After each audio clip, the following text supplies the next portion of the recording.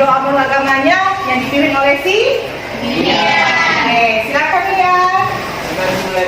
Sekarang kita mulai belajar mana sebaiknya baca doa. Betul, baca doa ini.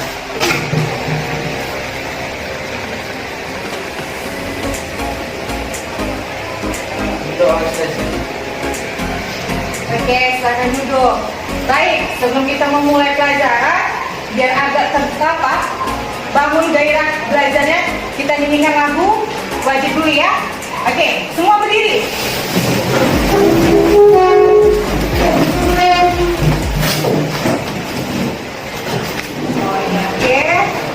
Oke, kita mulai. Satu, ikutin dulu sini ya.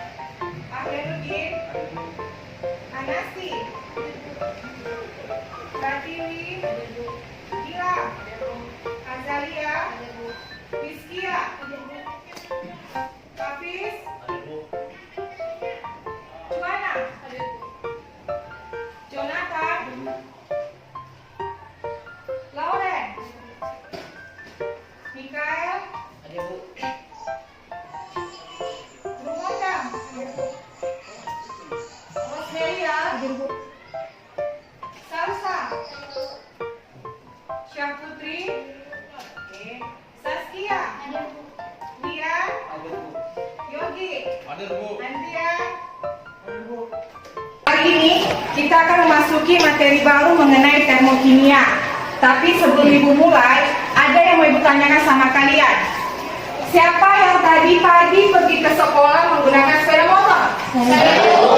Oh, rata-rata pada pakai sepeda motor ya, Nak ya. Oke, pernah nggak kalian ketika mengendarai sepeda motor itu mogok? Nah, kira-kira kenapa bisa mogok? Habis bensin. Rata-rata pada habis bensin. Gak ada gejala lain yang menyebabkan itu mogok. Bocor ban. Kalau bocor ban masih bisa hidup. Oke, rata-rata itu pada menjawab kehabisan bensin. Sekarang yang saya tanya, masih ingat gak kalian pada pelajaran semester yang lalu tentang hidrokarbon dan minyak bumi? Tersusun dari senyawa apakah bensin tersebut? Nah, siapa bisa jawab? Saya Bu. Ya, silakan. Rumus senyawa kimia dari bensin N-metana dan isopropana 2,4 trimetilpentana. Oke, tepuk tangan. Oke, kelihatannya masih ingat ya pelajaran nomor 1 di semester sebelum materi sebelumnya. Ya, bensin merupakan senyawa hidrokarbon yang terbentuk dari N-metana dan isopropana. Oke, dan setelah kalian mengendarai sepeda motor, pernah nggak knalpot dari sepeda motor itu kalian pegang atau tidak sengaja pegang, apa yang kalian rasakan? Panas, panas dan perih. Kalau lama-lama dikasih kisi dia perih lah, nggak? Hanya segala nggak perih. Oke, rata-rata panas ya. Nah, materi kita yang sekarang ini adalah yang berkaitan tentang panas itu, yaitu termokimia. Mari kita saksikan media itu yang di depan ini. Oke.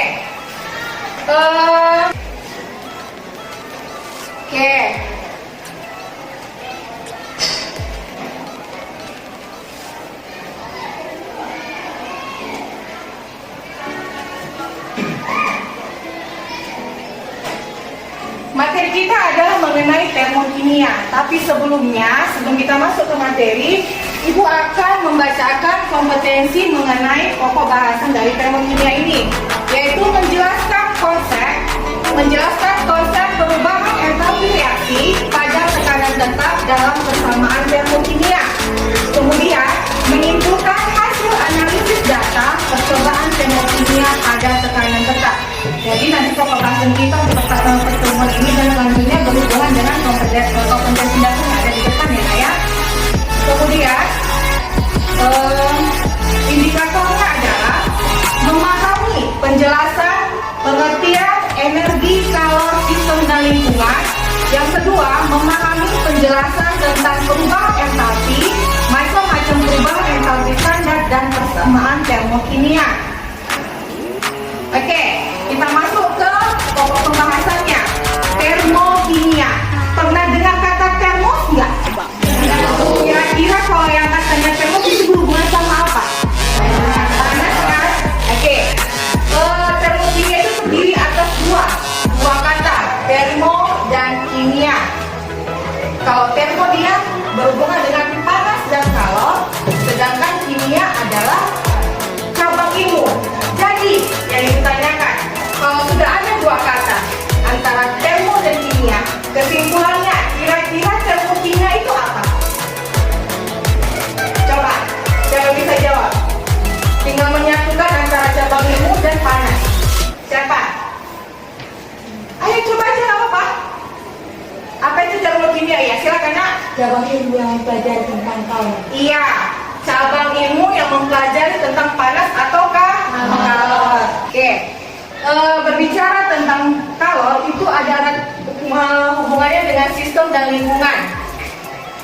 Sistem, lingkungan. Apa itu sistem? Nah, sistem adalah reaksi suatu yang menjadi pusat perhatian. Misalnya, di dalam gelas ini, ibu isi air. Ibu isi air. Seandainya di sini ada air, yang menjadi pusatnya atau sistemnya adalah air yang ada di dalam. Sedangkan lingkungannya adalah segala sesuatu yang berada di luar sistem. Oke. Nah, kalau lingkungan berarti segala sesuatu yang berada di luar sistem. Coba perhatikan gambar ini biar lebih paham. Oke, itu yang ibu katakan tadi, kita ibaratkan ini adalah air. Inilah adalah air. Seperti penjelasan ibu tadi, kalau ibu katakan ini air, yang menjadi sistem di dalam wadah ini yang mana? Air.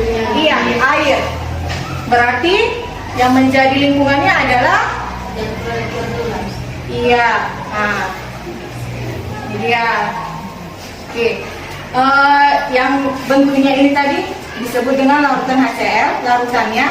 Yang ini adalah pita magnesium, sedangkan yang bulat ini adalah gelas kimia atau udara. Oke, berarti antara gelas kimia dan udara, pita Mg dan larutan HCl, mana yang menjadi sistem, mana yang menjadi lingkungan? Larutan HCl dan pita Mg menjadi sistem. Oke, sedangkan gelas kimia menjadi lingkungan. Sampai sini paham nak? Oke, kita lanjut ke slide berikutnya. Sistem terbuka, sistem tertutup, sistem terisolasi. Oke, sebelum kita lanjutkan ke slide, coba perhatikan yang ada di depan ibu ini. Di sini ada gelas, ada botol tertutup, sama ada termos. Tapi sebelumnya, ibu mau menjabarkan sama kalian, kalau di antara ketiga ini masing-masing ada pengertiannya. Kalau dia sistem terbuka, ini sistem terbuka memungkinkan adanya pertukaran energi dan materi. Oke, coba dipahami apa yang ibu katakan. Kalau dia sistem terbuka memungkinkan adanya pertukaran materi dan energi. Oke, kalau untuk botol ini dia dikategorikan sebagai sistem tertutup yang dimana dia hanya bisa terjadi pertukaran energi tapi tidak bisa terjadi pertukaran materi karena dia posisinya tertutup. Berbeda dengan tadi yang gelas ini. Kalau gelas dia terbuka artinya terjadi pertukaran energi, terjadi pertukaran materi. Sedangkan kalau dia botol karena tertutup tertutup, dia hanya bisa terjadi pertukaran energi. Bagaimana dengan termos ini? Termasuk dalam sistem apakah dia, Nak? Iya, terisolasi. Kenapa?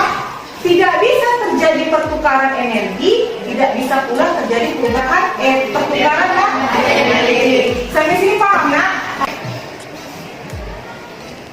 Ini seperti yang aku jelaskan tadi. Oke.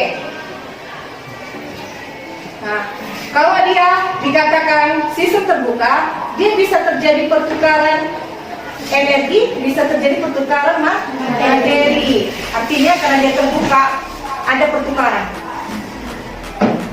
Kemudian sistem tertutup.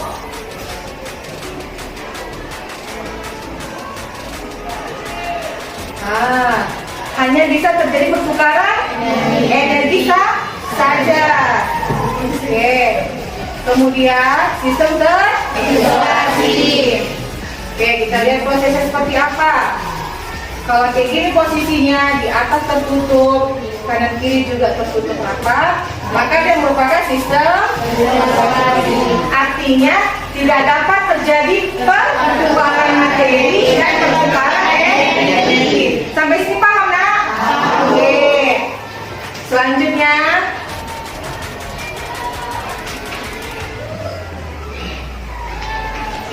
sebelum ibu lanjut ke reaksi eksoterm dan endoterm, adakah pertanyaan mengenai dari ketiga jenis sistem lingkungan tadi, Nak? Atau sudah paham? Sudah paham. Oke.